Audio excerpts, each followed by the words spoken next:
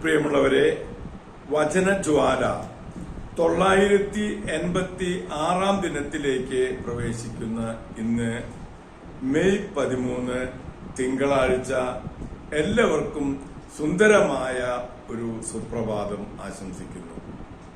നമ്മൾ ഇന്ന് മെയ് മാസ വണക്കം 13-ാം ദിവസത്തിലേക്ക് പ്രവേശിക്കുന്നു. ആഗോള കത്തോലിക്ക സഭയിൽ ഇന്ന് മെത്രാനായിരുന്ന മൗനിയായ വിശുദ്ധ ജോണിനെ അനുസ്മരിക്കുന്ന ദിവസമാണ്.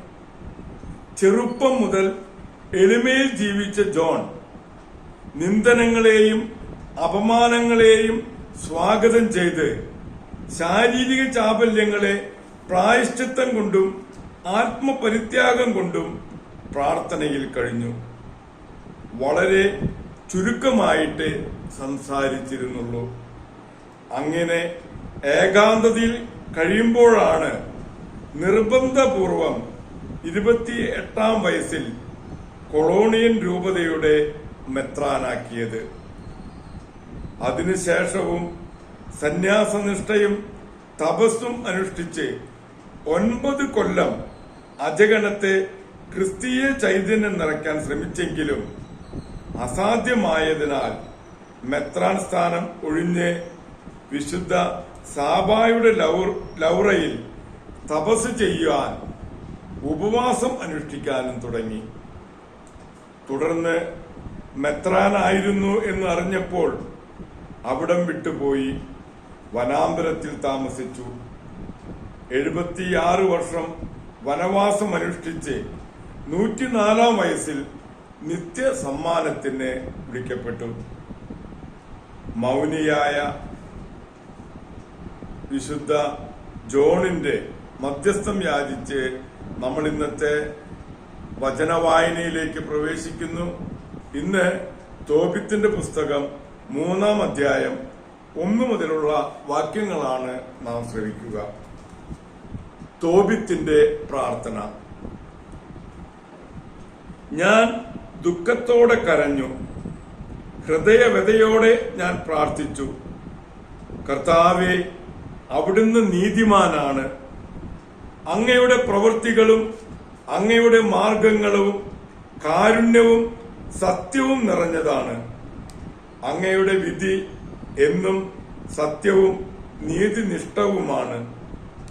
എന്നെ ഓർക്കുകയും കാരുണ്യപൂർവ്വം കടാക്ഷിക്കുകയും ചെയ്യണമേ. എന്റെയും എന്റെ പിതാക്കന്മാരുടെയും പാപങ്ങൾക്കും ഞാൻ അറിയാതെ ചെയ്ത അപരാധങ്ങൾക്കും അങ്ങ് ശിക്ഷ നൽകരുതേ. അങ്ങയുടെ കൽപ്പനകൾ അവർ പാലിച്ചില്ല. അതിനാൽ അങ്ങ് ഞങ്ങളെ കവർച്ചയ്ക്കും അടിമത്വത്തിനും മരണത്തിനും ഏൽപ്പിച്ചു കൊടുത്തു. ഞങ്ങൾ ചിതറിപ്പാത്ത ഇടങ്ങളിലെ ജനതകൾക്ക് ഞങ്ങൾ പരിഹാസത്തിന്റെ പര്യായമായി തീർന്നു. എന്റെയും എന്റെ പിതാക്കന്മാരുടെയും പാപങ്ങൾക്ക് അങ്ങ് നൽകിയ ശിക്ഷ ന്യായയുക്തമാണ്. കാരണം ഞങ്ങൾ അങ്ങയുടെ കൽപ്പനകൾ പാലിച്ചില്ല. ഞങ്ങൾ അങ്ങയുടെ മുൻപിൽ സത്യസന്ധരായി വർത്തിച്ചുമില്ല. അങ്ങ് ഇഷ്ടാനുസരണം എന്നോട് പ്രവർത്തിക്കുക. ഞാൻ മരിച്ച് മണ്ണായി തീർന്നുകൊള്ളട്ടെ. ജീവിക്കുന്നതിനേക്കാൾ ഭേദം മരിക്കുകയാണ്. മിഥ്യാപവാദങ്ങൾക്ക് ഞാൻ ഇരയായിരിക്കുന്നു. എന്റെ ഹൃദയവത ദുസ്സഹമാണ്. ഈ ദുഃഖത്തിൽ നിന്നും മുക്തി നേടി ശ്വാസത ഭവനത്തിലേക്ക് പോകാൻ അങ്ങ് കൽപ്പിച്ചാലും അങ്ങ് എന്നിൽ നിന്ന് മുഖം തിരിക്കരുത്. സാറ. അന്നു തന്നെ മറ്റൊരു സംഭവമുണ്ടായി. മേദിയായിലെ എഗ്ബത്തായിൽ റഘുവേലിന്റെ മകൾ സാറായെ അവരുടെ പിതാവിന്റെ പരിചാരികമാർ അധിക്ഷേപിച്ചു. 7 പ്രാവശ്യം വിവാഹം ചെയ്തതാണവൾ. എന്നാൽ അവളെ പ്രാപിക്കുന്നതിനു മുമ്പ് ഓരോ ഭർത്താവും അസ്മോദേവൂസ് എന്ന ദുഷ്ടപിശാചിനാൽ വധിക്കപ്പെട്ടിരുന്നു. അതിനാൽ പരിചാരികമാർ അവളോട് ചോദിച്ചു, നീ തന്നെയല്ലേ നിന്റെ ഭർത്താക്കന്മാരെ കഴുത്തു ഞെരിച്ച് കൊന്നത്. 7 പേരെ നിനക്ക് ലഭിച്ചു, എന്നാൽ ആരുടെയും നാമം ധരിക്കാൻ നിനക്കിടയായില്ലല്ലോ. ഞങ്ങളെ കൊല്ലുന്നതെന്തിനാണ്? അവർ മരിച്ചെങ്കിൽ നീയും അവരോടൊപ്പം പോവുക. നിന്റെ മകനെയോ മകളെയോ കാണാൻ ഞങ്ങൾ ഇടവരാതിരിക്കട്ടെ. ഇതെല്ലാം കേട്ടുണ്ടായ ദുഃഖത്തിന്റെ ആധിക്യത്താൽ തൂങ്ങി മരിച്ചു കളയാമെന്ന് പോലും അവൾക്ക് തോന്നിപ്പോയി.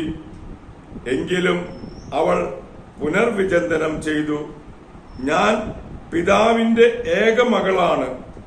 ഞാനിങ്ങനെ ചെയ്താൽ അവനത് അവമാനമായിരിക്കാം. വൃദ്ധനായ എന്റെ പിതാവ് വേദന കൊണ്ട് മരിക്കും. അവൾ കിളിവാതിലിന്റെ അടുത്ത് നിന്ന് പ്രാർത്ഥിച്ചു.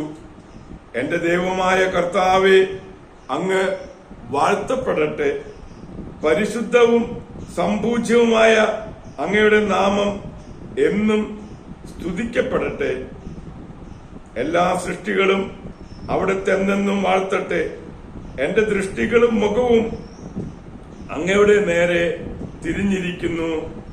എന്നെ ഭൂമിയിൽ നിന്ന് മോചിപ്പിക്കണമേ. ഞാനിനി അധിക്ഷേപങ്ങൾ കേൾക്കാൻ ഇടവരാതിരിക്കട്ടെ. ദൈവത്തിന്റെ തിരുവചനമാണ് നാം ശ്രവിച്ചത്.